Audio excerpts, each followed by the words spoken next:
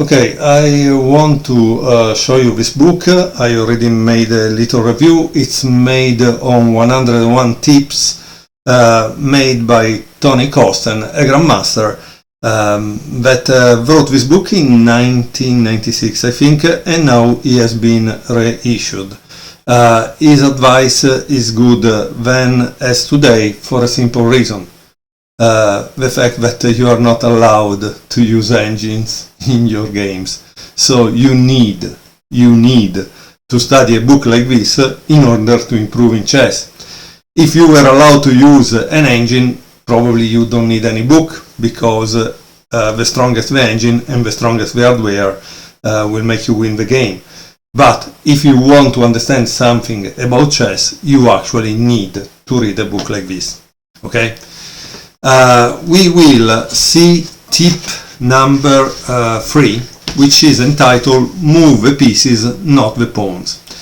Apart from moving one or two of your central pawns to let your pieces out, it is rarely necessary to play too many pawn moves in the opening. Indeed, this can be downright dangerous, as it entails losing time that could be better spent developing the pieces, as we see in Antoshin Panchenko, USSR 1983.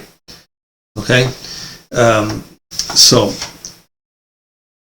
white plays f4 and black plays e5. By the way, for each game presented for each tip, you have at least 3 diagrams, so you could practically follow the game following the diagrams, and that would help you develop your visualization. The book is not huge, so you can keep it with yourself also in a commute or at work when you have some times off. Okay, so after f4 e5, f takes e5, d6. At this point, honestly, I know this opening, you shouldn't take on d6 because you are really giving black an advantage, okay? Here is not commented, but generally a good move like this is perfect. Okay, it took, maybe it's a little too greedy, bishop takes d6, I think a computer maybe can hold it, but again, we are not computers, so don't do it. Knight f3, g5, g3, g4, knight h4, and knight e7, d4, knight g6, knight takes g6, h takes g6. And now there is a diagram here after queen d3. So why white played queen d3? So try to think about it, right?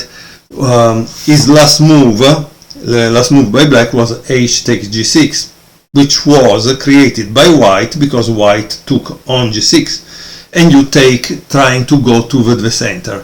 But at this point, white needed to play this. Why? Because the threat was this: bishop takes g3, h takes g3, rook takes h1, his game is quality, right? So queen d3 is played for that reason. How does black continue here? Black continue with knight c6, c3, and now there is bishop f5. As you can see, already at this point, more or less, you know who has an advantage, because 1, 2, 3 pieces out, only the queen is out. The queen is not a good piece to take out very early in the game, because, as you can see, can get attacked. And for the rest, all the white pieces are in their initial rank. Not a good position for white. So we can already evaluate the position based on this, saying that black is better. We don't need a computer to tell us that black is better. We know that black is better. But this kind of advantage is temporary. is not something like we have seen, bishop takes g3, h takes g3, I take the rook. That's a real advantage. It's something that if you don't and you are not able to capitalize on, you will not practically win the game with, okay? So it's a kind of temporary advantage. Okay, after bishop f5, white plays e4. And here it says, white is a pawn up, but 7 of his first 11 moves were pawn moves, and is way behind in development. Wow, here someone who takes really count. I didn't know that 7 out of 11, but it was logical, honestly. So if you are black, I want to tell you one thing. If you were a grandmaster and you are black, you generally don't play a defensive move. I'm a very bad player because every time someone attacks my pieces, I think to escape. Generally, grandmaster have a lion heart and they play moves like queen e7 without moving the piece that is attacked. Okay? Why he play this? Because obviously you cannot take, since behind there is the king. Bishop g2, and now of course what do? The goal of the opening is to develop your pieces, connect your rooks. Once you connect your rooks, the opening is over, and then you have something else to do, right? Here black played long castle, which is a queenside castle, right? Now white played also castle on the king side, but maybe it's not so good. Why? Because he castle on a file that is already open for the attack by black. Of course, there is this position of the bishops that is not ideal for black, but the goal of game is to give checkmate. It's not really to count pawns. Oh yeah, look, black has lost a pawn. It doesn't matter. If at the end of a game you have lost this bishop, and also this rook, but you have given checkmate, that's what count. Is not the material, okay? So, how do you think black continued here? Like I told you, black needs to give checkmate. And in order to give checkmate, you need to go near the opponent with your pieces. So black played a very beautiful move. Knight e5. You cannot really take, because after there is bishop c5 check, and the rook will take the queen, okay? So, oh wow, it seems that there was a comment. I didn't see it because I'm just watching this beautiful game, and I didn't see the comment that said the same thing that I'm saying. That's funny. Okay, he played queen d1, okay?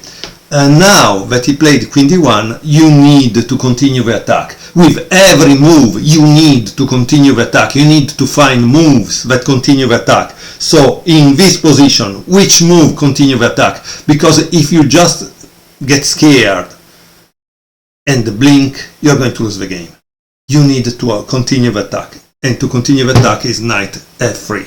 Check. At this point, white took on f3, right? And black took back. That's great, right? So white continued to take, but now the things are really bad. You can see, because look, this piece is going there, this piece is going there. It starts to look a little bad, in my opinion. And here maybe you need to understand, you need to feel it. You need to feel it at this point. But you have 1, 2, 3 pieces plus a pawn that is here against 2.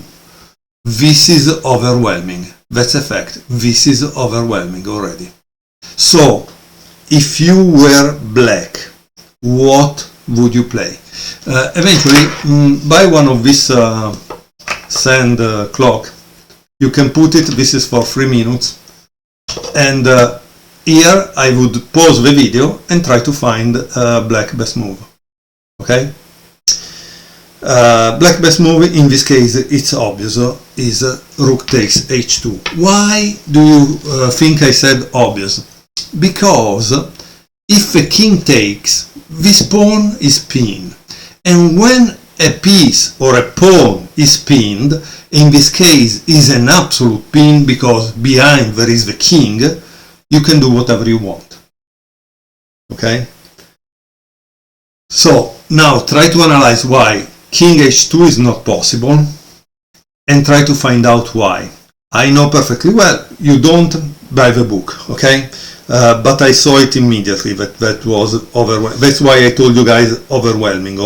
It's really overwhelming. So white took on f3 at this point, and of course we are not crazy to leave the rook there forever. We just go back one because now we are really threatening something, right? And of course, again, watch here. That's how you know how to evaluate a position, because you can also use material in a sense. If this material is out of the game, white is playing without it. So it's like if you have lost it, like if you don't have it, right? To make you an example, once I was talking to another chess player and tried to explain to him this thing. If I have a Ferrari or a Corvette, a beautiful car that costs like $100,000 or $200,000, I don't know, but I only keep it in the garage. Only keep it in the garage, I never use it. Do I really have it? No, because if I never use it, I don't have it. In this case, watch this. This is out of the game, 5. This is out of the game, 3. So it's a -8. Okay? So, and of course, now white tries to bring the pieces into the game, but it's a little too late. Okay? Why? Because, boom! This is the reality of it. Now, both the rooks and this are enjoying an open file. I think the game is nearly over. Queen f3, queen g5. Now it tries to escape here, but of course there is a check. And once the king goes back, because do you see what happens if he goes to e1? If he goes to e1, please answer the question, what do you think it happens here? It's a checkmate, okay? So he went here, but of course this is over. And you say, why is that over? I can play this, right? After all, a queen is worth 2 rooks, right? But the problem is that is not only the queen, because there is a queen e3, king g2, and then queen e4, and after you play rook f3, I finally take.